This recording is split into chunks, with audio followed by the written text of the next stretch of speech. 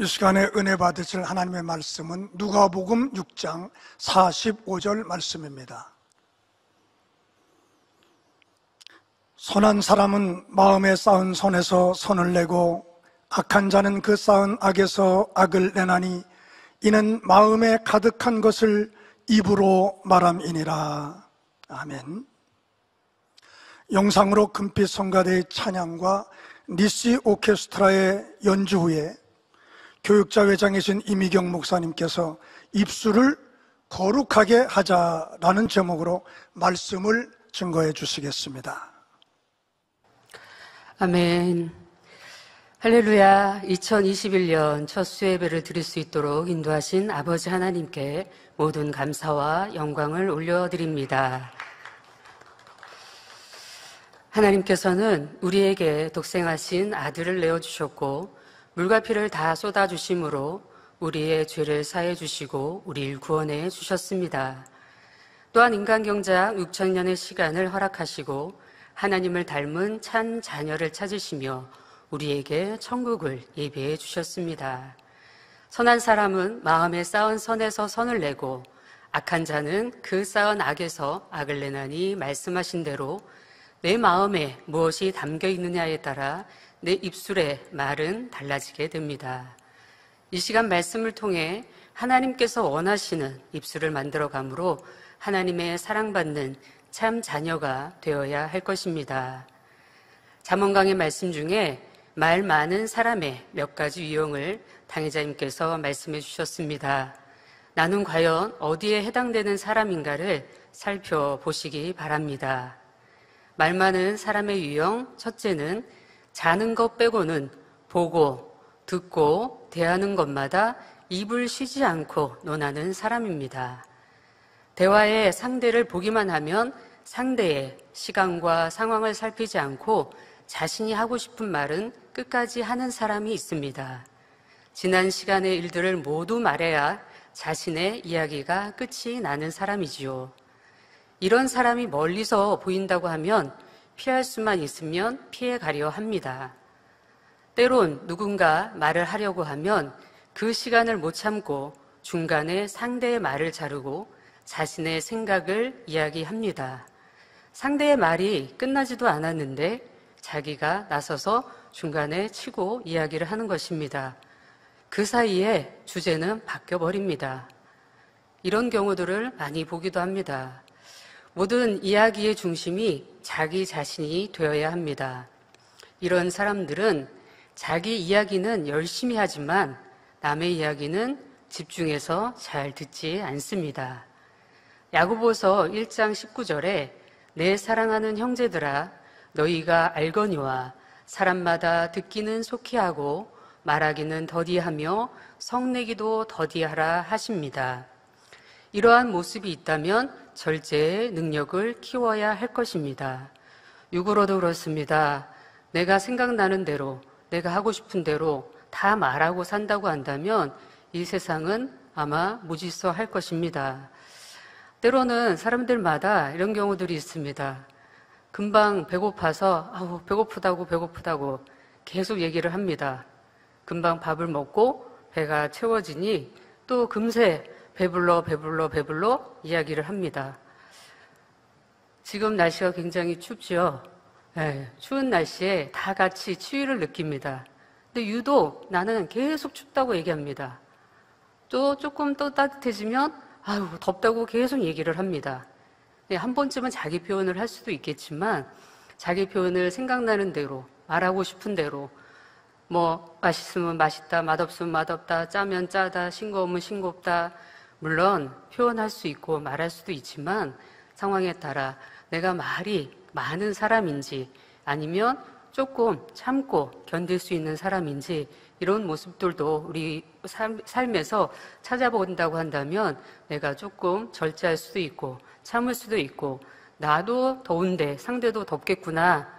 내가 덥다고 자꾸 얘기하면 상대도 더울 텐데 참자라고 할 수 있는 우리 입술이 되어지면 더 좋지 않을까 생각을 해보게 됩니다. 이런 사람들은 절제의 능력을 조금 더 키우면 좋을 것 같습니다. 두 번째, 말이 많은 사람의 유형은 한번 말을 시작했다 하면 꼬리에 꼬리를 물고 말을 하며 계속해서 논쟁하며 변론하는 사람입니다. 다른 사람과 대화만 시작하면 트집을 잡습니다. 또한 상대의 말에 꼬리를 물어가므로 자신이 옳은만을 주장합니다. 지금 벌어진 상황에 대해서만 말을 하는 것이 아니라 과거를 들추어 이야기하거나 남의 말을 빗대어 자신이 하고 싶은 말을 꼭 해야만 합니다. 흔히 지금이야 우리 성도님들이 그러지 않으시겠지만 부부싸움을 한다거나 혹은 자녀를 혼낼 때도 이런 경우들이 있습니다. 부부싸움을 하게 되면 과거의 모든 일들을 또 들춰서 얘기하고 예전에도 이랬지, 예전에도 이랬지, 예전에 또 이랬잖아 라고 얘기를 하고 또 시댁, 친정, 서로 간에 가족을 들춰낸다든가 부모님을 들춰낸다든가 그래서 한번 싸움이 시작이 되면 계속 꼬리를 물어서 이야기를 합니다. 전에도 이렇으니까 분명히 예전보다 변화가 된 모습도 있었을 텐데 변화된 모습은 얘기하지 않고 예전에 이랬으니까 지금도 또 그럴 거야 생각을 한다거나 자녀들을 혼낼 때도 마찬가지입니다. 이웃집 누구는 이랬고 이웃집 누구는 이랬는데 너는 왜 그러냐 라고 한다면 하고 싶은 마음도 사라질 것입니다. 혹여 이런 모습들은 없는지 내가 하고 싶은 얘기를 꼭 해야만 하는 사람인지 또 내가 원하는 대로 꼭 상대를 이끌어야만 하는 사람인지 살펴볼 수 있는 우리의 모습이 되어야 할 것입니다. 진리의 중심으로 생각하고 말하는 것이 아니라 자신의 의와 틀 속에서 하는 말이 옳은 것처럼 여기는 사람들이죠. 그러하니 자신의 의견이 상대에게 받아들여지기까지 계속하여 논쟁하며 변론이 나올 수밖에 없는 것입니다.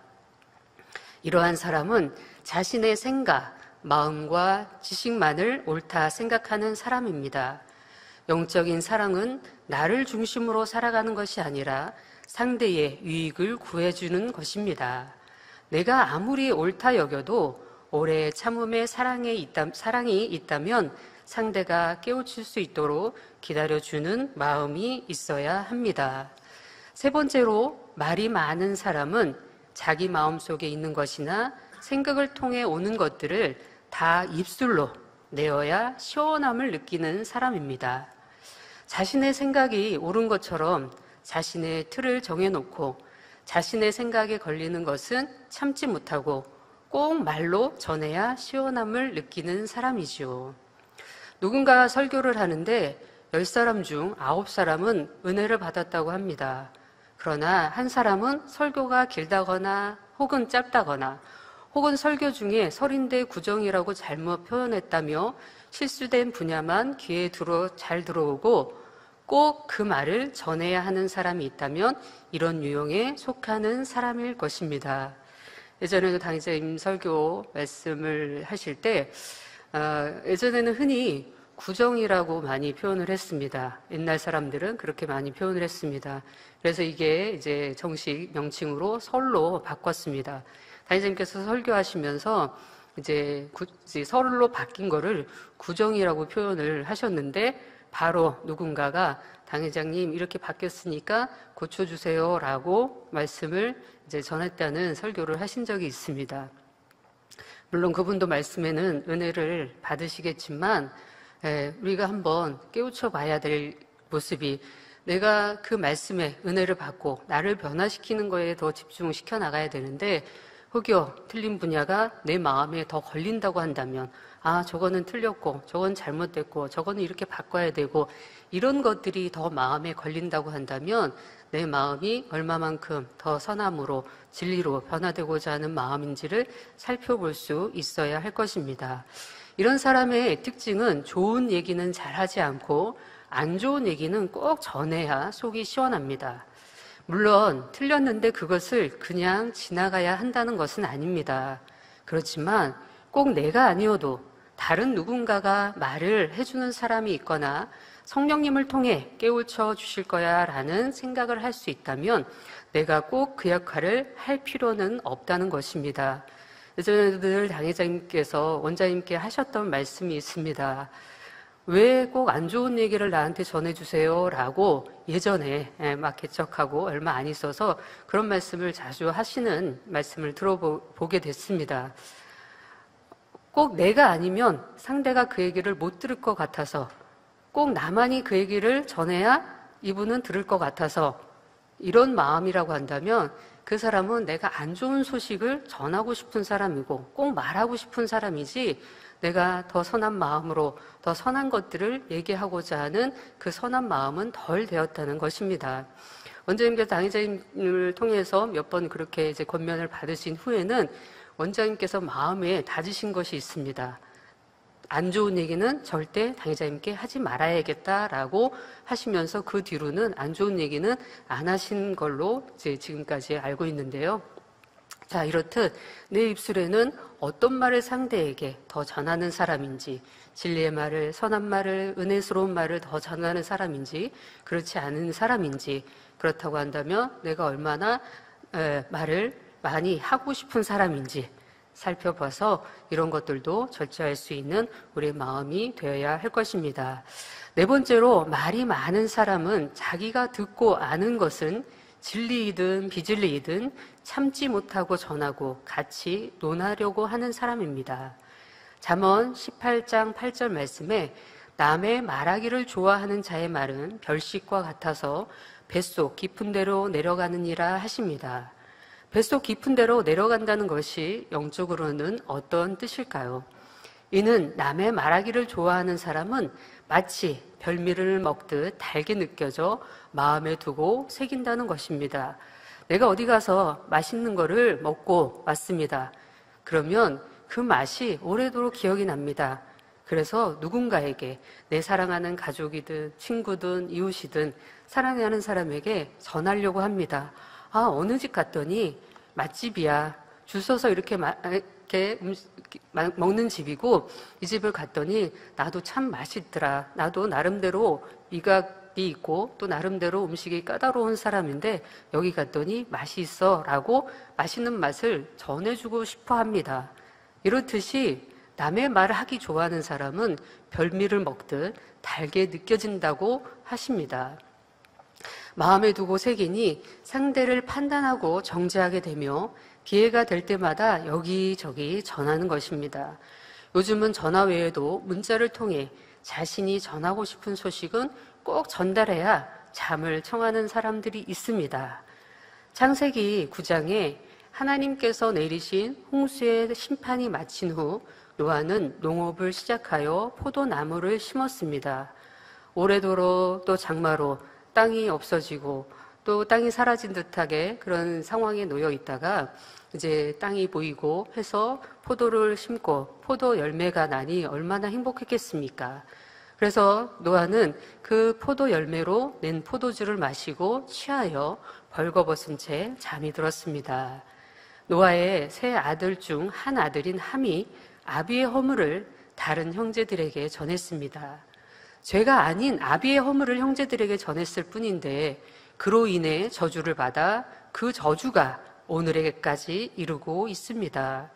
잠언 17장 9절에 허물을 덮어주는 자는 사랑을 구하는 자요, 그것을 거듭 말하는 자는 친한 벗을 이간하는 자니라 라고 하셨습니다. 참, 그런데 사람들은 이상합니다. 왜 이상하다고 표현하냐? 내 자녀의 허물은 남한테 말하지 않습니다. 그런데 남의 허물은 쉽게 말하고 전합니다. 이것은 하나님께서 악이라 말씀하십니다. 육적인 내 자녀라 할지라도, 육의 사랑이라 할지라도 남의 허물을 쉽게 전하는 것이 아닌데, 하나님의 말씀을 순종하는 사람, 진리를 행하는 사람, 하나님의 자녀로서 살아가는 참된 하나님의 자녀들이 되어야 될 사람들이 내 자녀의 허물은 덮으면서 상대의 허물은 전한다고 한다면 이 사람은 사랑을 구하는 사람이 아닐 것입니다. 잠언 20장 19절에는 두루 다니며 한담하는 자는 남의 비밀을 누설하나니 입술을 벌린 자를 사귀지 말지니라 라고 말씀하십니다. 남의 누설을, 남의 비밀을 누설하는 자, 입술을 벌려 말하는 자하고는 사귀지 말라 말씀하십니다. 그런데 내 가까이에 어떠한 사람이 있는지 살펴보시길 바랍니다. 남의 말, 남의 험담, 남의 비밀, 남의 어려운 일, 힘든 일들을 쉽게 말하고 전하는 사람이 내 옆에 더 있는지, 아니면 그런 말을 하는 사람을 딱 진리의 말씀으로 나는 그런 얘기 듣기 싫으니까 나한테 하지 마세요 라고 하는지, 나는 하나님을 사랑하는 진리의 사람입니다, 내 앞에서는 선한 말만, 진리의 말만 하는 사람이 됐으면 좋겠습니다 라고 권면을 할 수 있는 사람인지, 아니면 같이 입을 섞어서 얘기하는 사람인지, 나는 어디에 속한 사람인지 살펴서 내 마음의 선만 이야기하고 전할 수 있는 모습이 되어야 할 것입니다. 여러분들은 이 속에 속한 사람이 있습니까? 당연히 4가지 유형 어느 곳에도 속하지 말아야 하며 오직 선만 말하는 하나님의 사람이 되어야 할 것입니다. 잠언 10장 19절 말씀에 말이 많으면 허물을 명키 어려우나 그 입술을 제어하는 자는 지혜가 있느니라 하셨습니다. 자신의 입술을 지킴으로 생명을 살린 예화가 있습니다. 조선시대에 윤회라는 선비가 있었습니다. 그가 시골 주막에 하룻밤을 묵게 되었습니다. 그런데 무심코 밖에 나와 있던 윤회는 마당에서 놀던 거위가 구슬 하나를 삼키는 것을 목격하게 되었습니다. 조금 뒤에 주막집 주인이 그 구슬을 찾느라 애를 쓰고 있습니다. 구슬을 찾지 못한 주인은 선비 윤회에게 죄를 씌웠고 윤회는 재판을 받게 되었습니다. 윤회는 마당에서 놀고 있는 거위를 자기 곁에 놔두기를 요청했습니다. 이튿날이 되어 거위가 변을 보았습니다. 윤회는 주인을 불러 거위가 싼똥을 헤쳐보라 말했습니다. 그 안에 주인이 찾던 구슬이 있었습니다. 그 주막집 주인은 윤회에게 거위가 구슬을 삼켰다고 왜 미리 말하지 않았습니까? 물으니 윤회가 대답을 했습니다. 어제 당신이 흥분한 것으로 보아 그 이야기를 했다면 당신은 꼭 거위를 죽여서라도 구슬을 찾고자 할 것 같았습니다. 그 주인은 윤회의 너그러움에 감탄하였습니다. 윤회 선비가 지혜롭게 그 입술을 제어해 주므로 그 거위를 살릴 수 있었던 것입니다. 진리를 알지 못하는 사람이라 할지라도 마음에 선이 있다고 한다면 자신이 해를 당한다 할지라도 상대를 살리는 마음이 되는 것입니다. 그렇다면 주님 앞에 흠이 없으며 거룩한 입술이 되기 위해서 어떻게 해야 할까요? 입술을 거룩하게 하려면 첫째, 항상 선한 말을 내어야 합니다. 잠언 16장 24절을 보면 선한 말은 꿀송이 같아서 마음에 달고 뼈에 양약이 되느니라 말씀하고 있습니다. 선한 말은 피곤하고 낙심한 자에게 힘과 용기를 주며 죽어가는 영혼을 살리는 좋은 약이 됩니다. 반면에 악한 말은 상대에게 상처를 주고 힘들게 하며 실족해 하며 사망으로 가게 합니다. 힘든 얘기는 들어도 같이 힘들어집니다. 마음 아픈 얘기는 들으면 같이 마음 아파집니다. 자, 이렇듯이 우리가 선한 말만, 선한 소리만 할 수 있는 우리 하나님의 자녀가 되어야 할 것입니다. 그런데 주변을 돌아보면 믿음이 있노라 하면서도 주님의 마음을 이루지 못함으로 정작 선한 말을 내지 못하는 것을 봅니다. 예를 들어 상대의 큰 실수나 허물을 보았을 때 선한 사람은 이를 덮어주려 합니다. 어떻게 하면 그를 영으로 이끌어낼 수 있을까 생각하며 관대한 마음을 갖고 권면합니다. 진리의 말씀으로 은혜를 끼치며 감동함 속에 변화시켜 나가는 것입니다. 우리가 당회장님이 배울 때마다 늘 그러했습니다. 죽고 너무나 죄를 많이 지어서 죽을 것 같은 마음으로 당장 앞에 나왔다 할지라도 당회장님께서는 말씀하십니다.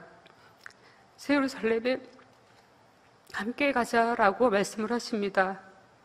나는 구원받지도 못할 것 같은데, 나는 지금 살 소망도 없는데, 죄로 지옥으로 갈 수밖에 없는 나인데, 당회장님께서는 이제 구원받았다, 하나님 말씀대로 살아가야지 라고 하시는 것이 아니라 새 예루살렘에 함께 가자라고 우리에게 한결같이 말씀해 주셨습니다.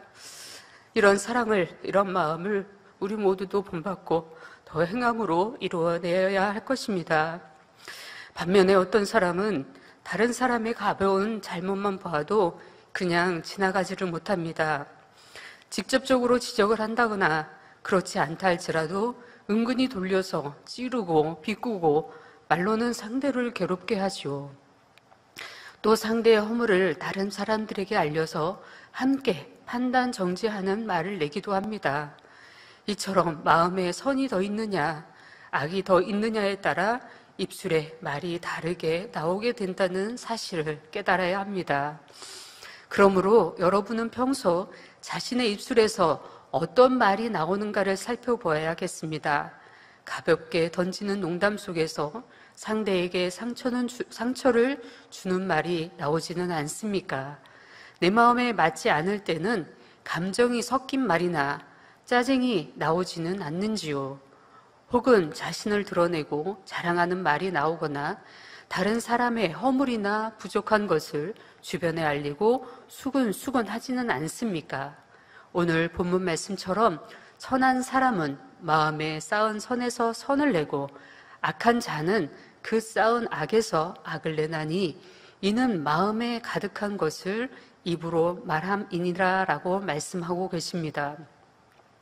따라서 자신의 말을 돌아보아 혹여 진리에 합당치 않은 악한 말이 나올 때에는 자기 안에 남아있는 악의 모양들이 무엇인가를 발견하고 더욱 불같이 기도하여 악은 모양이라도 벗어버리고 오직 말씀에 순종해 나가야 하겠습니다. 입술을 거룩하게 하려면 두 번째로 항상 화평케 하는 말을 내어야 합니다. 솔로몬의 아들 르호보암이 즉위할 당시 10지파의 백성들은 심한 고역과 짐을 덜어달라고 왕에게 나와 탄원한 적이 있습니다. 그때 르호보암 왕은 내 부친은 너희의 멍에를 무겁게 하였으나 나는 더할지라. 내 부친은 채찍으로 너희를 징치하였으나 나는 정갈로 하리라 하며 백성들에게 심한 폭언을 했습니다. 결국 이 한마디의 말로 백성들과 왕 사이는 벌어지게 되었고 나라가 둘로 갈라지는 운명이 되었습니다. 이처럼 사람이 혀를 잘못 사용할 때 그리스도의 몸된 교회 전체가 어려움을 당하는 경우가 있다는 사실입니다. 가령 사소한 것을 가지고 오해를 낳는다거나 서로를 이간하게 되는 경우에 성도들끼리 화평이 깨어지고 하나님의 영광을 가릴 수도 있는 것입니다. 그러므로 자기 보기에 옳고 더 좋은 것이라 할지라도 자기가 낸 말로 인해 불평, 불만이 나온다든가 전체가 하나를 이루지 못한다면 기도하면서 하나님께서 원하시는 것이 무엇인지를 깨달아 보아야 할 것입니다. 히브리서 12장 14절 말씀에 모든 사람으로 더불어 화평함과 거룩함을 쫓으라. 이것이 없이는 아무도 주를 보지 못하리라 말씀하신 대로 사도 바울은 화평함과 거룩함의 중요성을 너무나 잘 알고 있었습니다. 그래서 하나님의 나라를 위해 생명을 다해 충성하면서도 모든 이들과 화평을 이루기 위해 항상 자기를 희생하고 섬겼던 것입니다. 고린도전서 9장 19절에 내가 모든 사람에게 자유하였으나 스스로 모든 사람에게 종이 된 것은 더 많은 사람을 얻고자 함이라 고백하며 어찌하든 한 영혼이라도 더 구원하고자 힘썼습니다. 우리도 범사에 화평을 이루는 말로 더 많은 영혼을 생명으로 이끌며 하나님의 교회를 든든히 세워야 하겠습니다. 입술을 거룩하게 하려면 세 번째로 어떤 상황에서도 믿음의 고백을 하며 감사와 찬미를 올려드려야 합니다. 인류 역사 속에 존재했던 여인들 중에서 그 이름이 기록되며 칭송을 받는 복된 여인이 있다면 바로 동정녀 마리아일 것입니다. 조그만 시골에 살던 평범한 처녀가 어떻게 하나님의 아들을 잉태하는 놀라운 은총을 입을 수 있었을까요? 우리는 마리아의 고백을 통해 아름다운 마음과 중심을 느낄 수 있습니다. 예수님을 성령으로 잉태할 당시 마리아는 이미 요셉과 약혼을 한 상태였습니다. 이렇게 정환한 상태에서 처녀가 자기 약혼자도 모르게 아이를 잉태한다는 것은 남편이 있는 부인이 간음한 것과 똑같은 정죄를 받는 일이었습니다. 하지만 마리아는 자신이 잉태할 것이라는 소식을 들었을 때 주의 계집종이오니 말씀대로 내게 이루어지이다 고백하였습니다. 마리아는 파혼을 당하고 가족과 이웃에게 비난과 수치를 받으며 죽임을 당할 수도 있는 상황이었습니다. 그럼에도 믿음으로 고백을 드렸습니다. 누가복음 1장 47절에서 50절에 하나님을 찬미했습니다. 내 마음이 하나님, 내 구주를 기뻐하였음은 그 계집종의 비천함을 돌아보셨음이라. 보라, 이제 후로는 만세에 나를 복이 있다 일컬으리로다. 능하신 이가 큰 일을 내게 행하셨으니 그 이름이 거룩하시며 국률하심이 두려워하는 자에게 대대로 이루는도다 했습니다. 하나님의 구속의 섭리를 자기에게 베푸신 하나님을 찬양하며 그 능력과 거룩하심과 자비하심을 찬양했던 것입니다. 여러분도 때로는 사람의 생각으로 이해가 되지 않는 일이나 앞길을 전혀 예측할 수 없는 일을 만날 때가 있습니다. 또한 손해가 되는 일이나 피해가고 싶은 일을 만날 때도 있습니다. 이럴 때 우리의 입술에는 어떠한 고백이 나옵니까? 하나님께서는 우리의 입술의 말을 통해 우리의 믿음을 측량하고 우리의 중심을 살피고 계십니다. 우리의 입술의 말, 우리의 생각, 우리의 마음, 우리의 행함을 지금도 여전히 천사를 통해 살피고 계십니다. 몇 년 전 당회자님 생신 때 천사를 통해 우리의 행함, 우리의 입술, 우리의 마음을 보시고 축복해 주신다 약속하셨을 때 여러분들의 또 우리의 행함들, 우리의 모습은 어떠했습니까? 어찌하면 더 기뻐했습니다. 또 감사했습니다. 또 행복해했습니다. 힘든 일, 어려운 일, 수고로운 일을 마다하지 않고 기쁨으로 감사로 또 불평, 불만했던 입술들이라 할지라도 절제했습니다. 왜? 천사를 통해서 하나님께서 받으시고 우리의 모습을 보시고 축복해 주신다고 하셨으니까 우리가 그리했습니까? 아니, 지금도 마찬가지입니다. 힘들 때, 어려울 때 더욱더 하나님을 찬미하고 하나님을 경배해드리고 하나님을 기쁘시게 해드리고 더 선한 입술로 선한 마음으로 아버지 앞에 행해드려야 할 것입니다. 믿음의 선질들 또한도 그리했습니다. 힘들고 어려울 때, 죽음의 위협에 놓여 있을 때 다윗과 다니엘과 세 친구처럼 그리 아니하실지라도 내 생명을 하나님께서 보존하시고 살리실 텐데 그리 아니하실지라도 내가 하나님을 떠나지 아니하고 원망하지 아니하고 오직 하나님을 기뻐하며 하나님께 기뻐하며 찬미로 올려드렸던 모습이었습니다. 다윗 또한도 마찬가지입니다. 시편의 말씀을 쓰면서 힘들고 어려울 때, 사울을 통해서 쫓길 때 왕으로서 왕의 자리를 차지하고 또 왕의 위치에 서고 하는 것이 아니라 연단받을 때, 백성들로 인하여서 죽이고자 쫓아다닐 때 아무리 힘들고 어려운 순간이랄지라도 하나님께 믿음으로 고백을 했습니다. 여호와는 나의 목자시니 내게 부족함이 없으리로다. 그렇게 고백하며 하나님을 찬미해드리고 하나님께 영광을 올려드렸습니다. 우리의 모습은 과연 어떠한지요? 힘들 때, 어려울 때, 사랑하는 사람이라 할지라도 아무리 죽고 못 사는 사람이라 할지라도 정작 힘들어봐야, 어려워봐야 정말 상대의 마음을 알 수 있습니다. 아무리 가까운 친구라 할지라도 내가 돈으로 어려움을 당하고 또 내가 어떤 고통으로 어려움을 당할 때 내 옆에서 묵묵히 나를 지켜주고 나를 응원해 줄 사람인지 내게 힘을 더해 줄 사람인지 아니면 너는 왜 그렇게밖에 못해? 너는 왜 그렇게밖에 못 살아? 라고 핀잔을 주고 나를 힘들게 하고 어렵게 한다면 과연 나를 사랑하는 사람인지 나와 함께 할 수 있는 사람인지 우리가 돌아보고 살펴볼 수 있습니다. 우리가 마찬가지입니다. 하나님 앞에도 마찬가지입니다.